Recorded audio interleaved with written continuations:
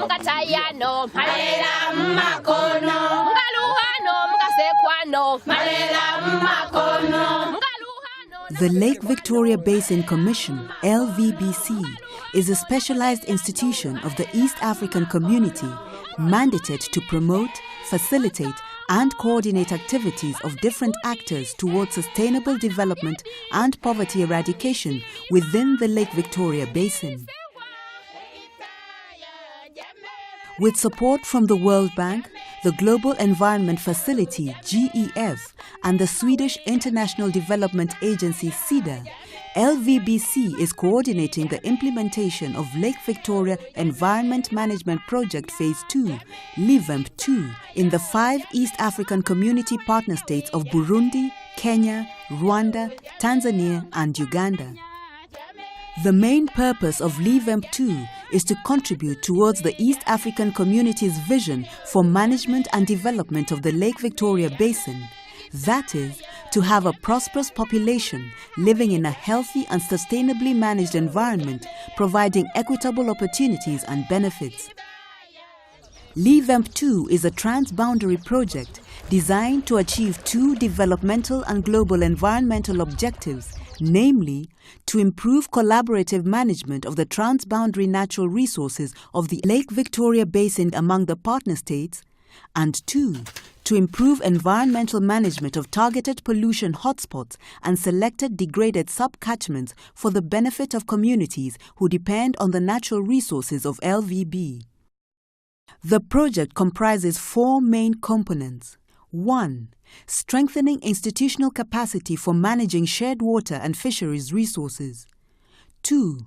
Point source pollution control and prevention. 3. Watershed management. And 4. Project coordination and management. Lake Victoria is the second largest freshwater body in the world by surface area. It is transboundary and the most important shared resource of the 5 East African Community Partner States. Lake Victoria and its basin is one of the main focal areas which the partner states have prioritized in their cooperation efforts because of its uniqueness and significance to the livelihood of the people of East Africa, particularly those living in its basin. The lake and its basin is faced with several environmental challenges, including land use patterns that contribute to catchment destruction, overfishing, point and non-point pollution. LIVEMP 2 set out to address these challenges, focusing on the Nyando River catchment in Kenya, Simiyu River catchment in the United Republic of Tanzania, Katonga River catchment in the Republic of Uganda, and hotspots within Kagera Basin in the republics of Burundi and Rwanda. The community thought it wise and they volunteer this work. They look at this place and they safeguard this place for any destruction. And they are so eager to see that if these trees can grow well, they can start other activities like beekeeping so that they can earn more income.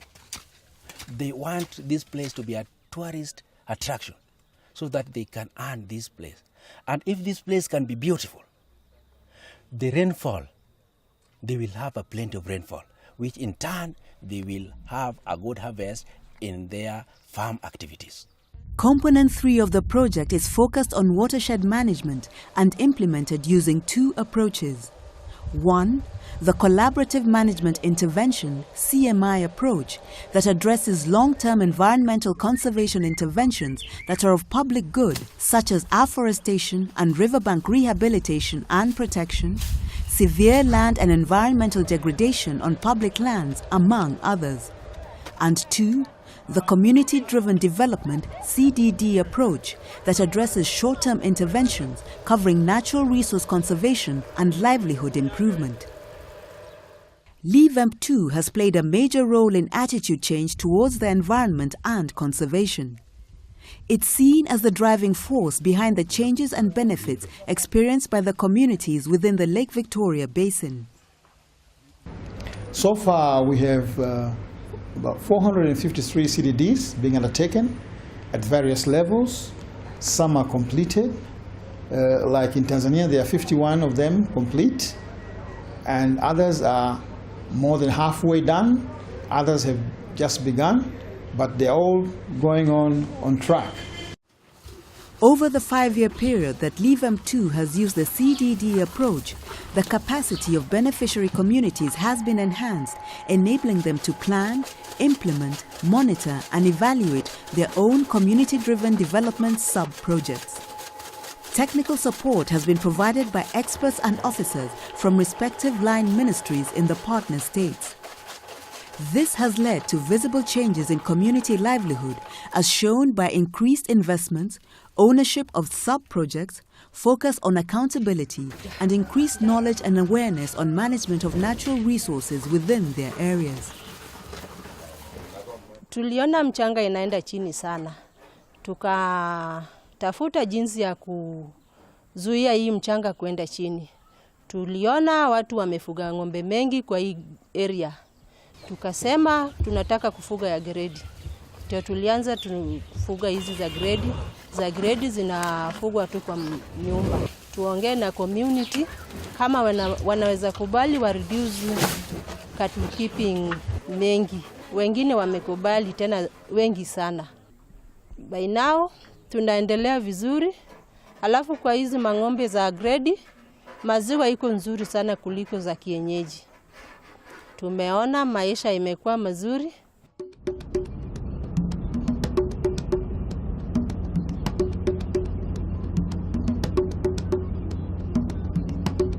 Since project inception to date, results of the CDD sub-projects are witnessed throughout the project areas in the East African Community partner states.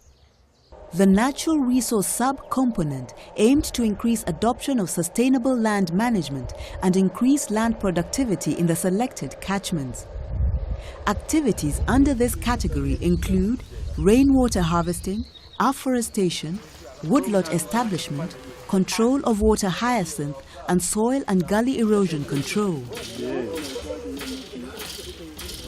The livelihood sub-component aimed at improving sustainable utilization of natural resource use, reducing pressure on fisheries and wetland resources by supporting communities to implement alternative income-generating activities. Activities under this category include beekeeping, horticulture and greenhouse farming, zero grazing practices of livestock and poultry keeping.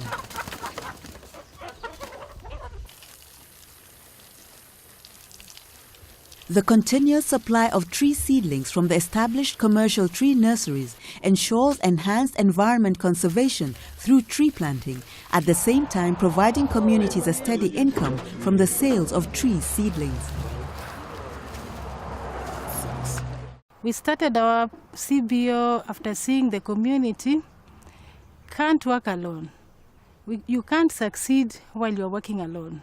You need to be in groups. We were 10 groups and we formed a CBO known as Roje CBO in the aim of having tree nursery and livelihood activities. We have the 3 tree nurseries. They are totally active. We sell the seedlings, and then later we use the money again for buying our own, like tents, chairs for hiring. We also applied for an eco toilets, which we were given 4 eco toilets. We've installed them in 2 different schools, the vulnerable schools.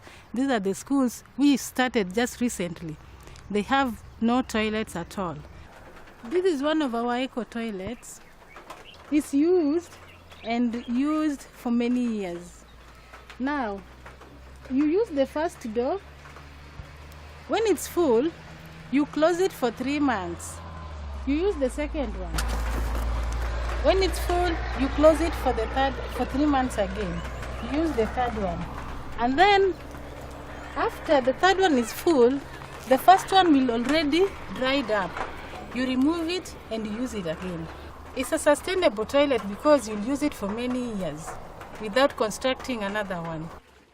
Efficient use of water resource and provision of water to communities that have for a long time experienced shortages or had to walk long distances to get water for domestic use and livestock has been enhanced. The Mwamkala Dam in Tanzania provides a water point for humans and livestock during the long dry spells. These interventions have considerably reduced walking distances to fetch water, contributed to the reduction of waterborne diseases, and reduced riverbank erosion by livestock. Spillover effects have been witnessed by other communities that have adopted and are now undertaking similar projects without funding from LEVEMP 2. Through LEVEMP 2, water tanks have been installed to harvest rainwater within homesteads in Torit, while in Litei, a water hydrant pump has been used to supply water to communities living upstream, and gravity has been used to supply water downstream. Sasa kwa proposal yetu ya Lake Victoria, tulikuwa tumeandika activities 3. Tree nursery na kupanda miche, ya pili harvesting water, ya tatu ni zero grazing. Na tunashukuru LEVEM kwa sababu kikundi waliqualify ya kwanza, tukapewa 1736 ya miche. Sasa ya miti tukapewa 985,000. Kwa proposal yetu tulikuwa tumeandika tununuliwe matanki 10. Tukapewa 1958. Kuna milima na mabonde, alafu kuna mvua nyingi. Alafu hizo mito ikinyesha inachafuka. Kila mara huwa watu wanakuwa na shida ya typhoid. Ile pesa wanatumia kujitibu ilikuwa pesa mingi. Tukakaa chini tukachunga, ndio tukaanza kutengeneza hizi miradi za maji. Kuanzia wakati huo, tangu tutumie maji ya mifereji, mambo ya magonjwa imefungua. Alafu kuna mama mmoja anaitwa Maria Braka kutoka World Bank. Akakuja akatuuliza, sasa wale watu wenye wanaishi pale juu watapata maji namna gani? Ndio akatuhimiza sasa tutumie hydro. Tupike maji pale juu, ndio hawa community wapate maji pale juu. Na mtu akatupatia pesa ya kuchengea, kuprotect hii spring na kuchenga hizi tanki mpaka pale juu. Alafu pia mambo ya piping. The introduction of greenhouse farming and subsequent production of high-value crops like tomatoes and vegetables using greenhouse technology has been well received and adopted by most communities as an alternative source of income. The Women in Modern Agriculture WIMA group boasts of a bumper harvest of tomatoes using the greenhouse technology. And the main reason why group members decided on this particular venture was to get some income and also get food out of it. Then the second project, which is the greenhouse tomato production, has been funded by LEVEMP 2 Kenya. And this is also in tandem with our original objective, which is to alleviate absolute poverty by getting some income through farming. We want each member to have an individual-owned project or maybe a replica of this. They may not be 4 greenhouses exactly, but one may say, if you give me 20,000, I will start an open field vegetable farm, or if you give me 30,000, I will do ABCD in line with farming.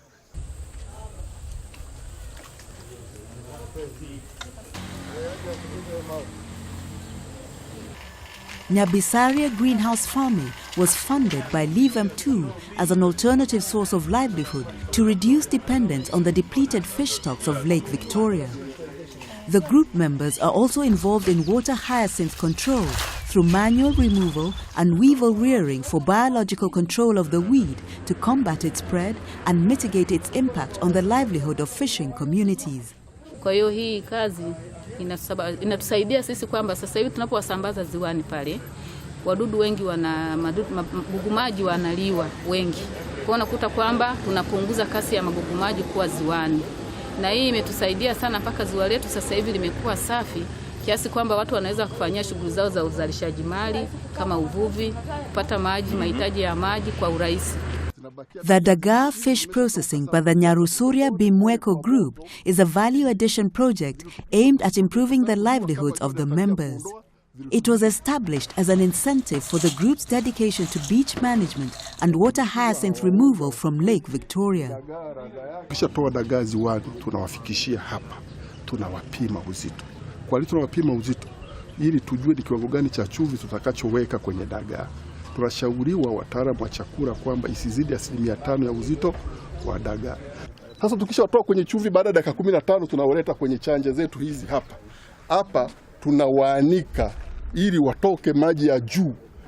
Kiasili dagaa na maji yaliyoko ndani ya mwili na maji yaliyo juu ya mwili. Sasa tunatoa yale maji ya juu ya mwili tu. Haya maji yaliyoko ndani ya mwili ndio tunakwenda kudiri nayo kule kwenye tanuru letu, kuyakausha pole pole kwa moto ili virutubisho visipotee, kwa sababu jua kama jua lina tabia kuondoa virutubisho. Joto kidogo kidogo nafika kwenye dagaa wetu. Kwa hiyo yale maji yaliyo kwenye mwili wa dagaa yanakauka yote taratibu. Baada ya kumaliza hilo zoezi, au dagaa huwa wanatolewa kwenye tanuru na kuweza kupetwa ili kuondoa uchafu mwingine wote ambao hauhitajiki, ikiwemo na samaki wengine ambao hawahitajiki katika hao dagaa. Hatua inayofuata baada ya hapo, tunawaweka katika vyombo safi.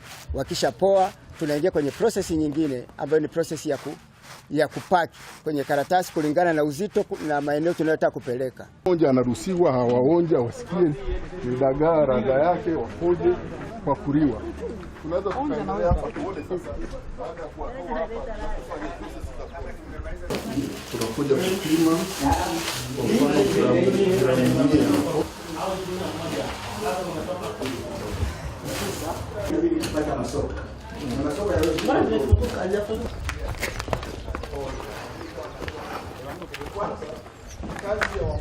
The acquisition of a 40-horsepower engine patrol boat has enhanced security in the lake and around the beach at Kaminoningo Beach. The acquisition of the engine and materials for construction of the boat was funded by Livemp 2. The BMU members constructed the boat themselves and are currently using it for security patrols, rescuing fishing boats that get stuck in the lake due to strong winds, storms, or water hyacinth blockage. Additionally, the group hires out the boat for income generation.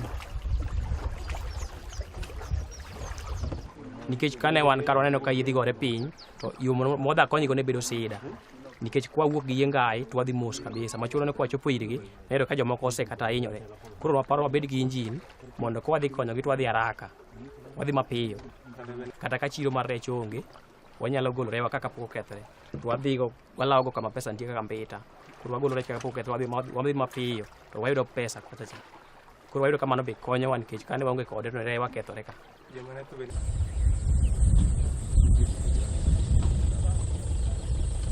The Baraki Sisters Dam and the community living in that neighborhood are beneficiaries of Livemp 2 funding. Livemp 2 Tanzania supported the community to remove water hyacinth that had almost choked the entire dam.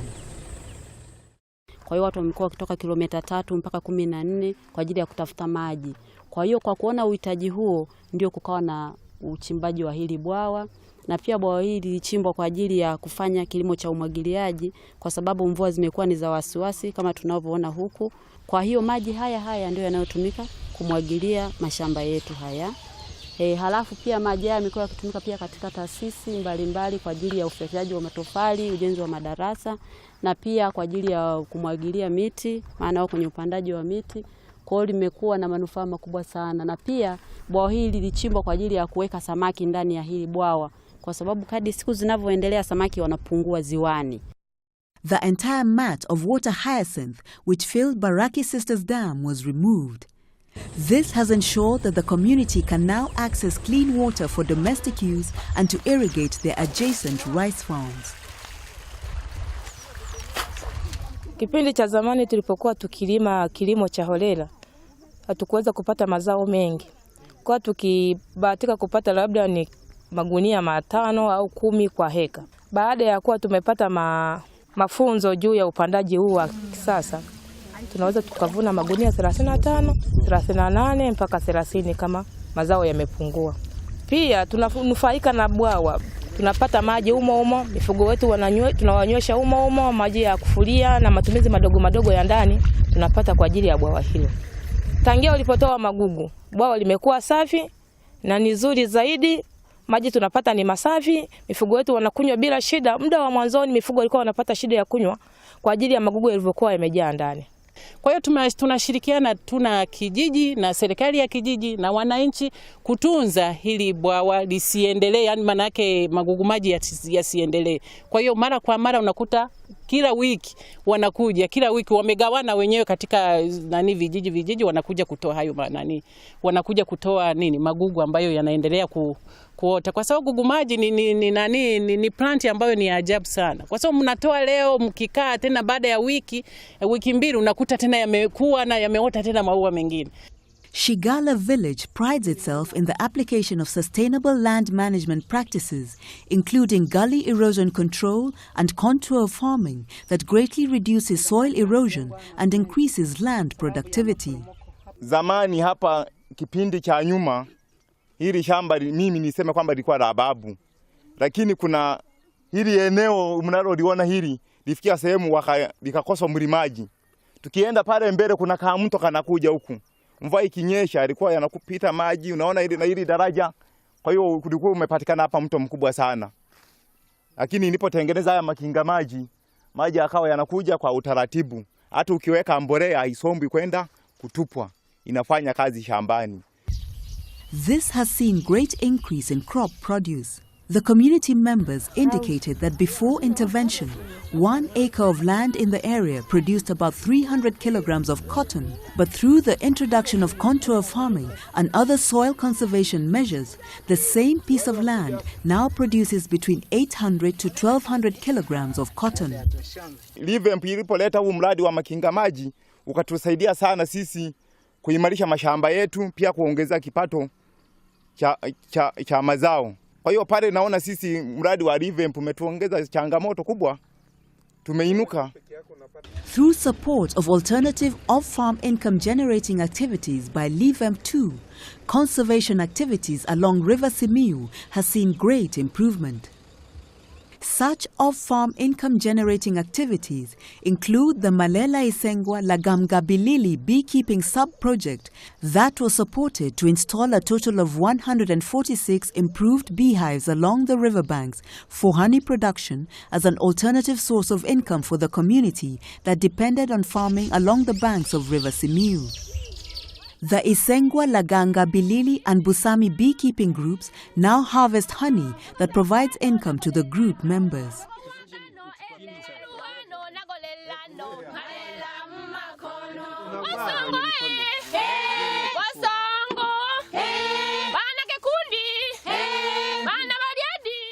The good practice employed by the communities living within the Lake Victoria Basin is a sure way towards meeting the twin goals of environmental conservation and livelihood improvement. Revamp is providing a way which is to be emulated, or rather upscaled, in the next phase, which is called APL3, and make sure that the Lake Victoria catchment or basin does not remain the same but improves with time, and ultimately we have a healthy, sustainable, managed basin in our East Africa.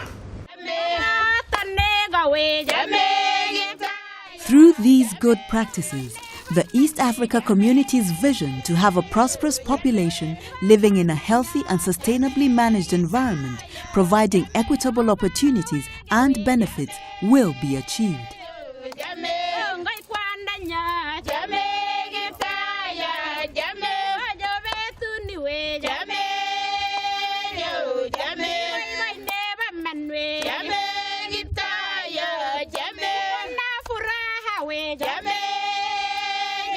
Jamaica.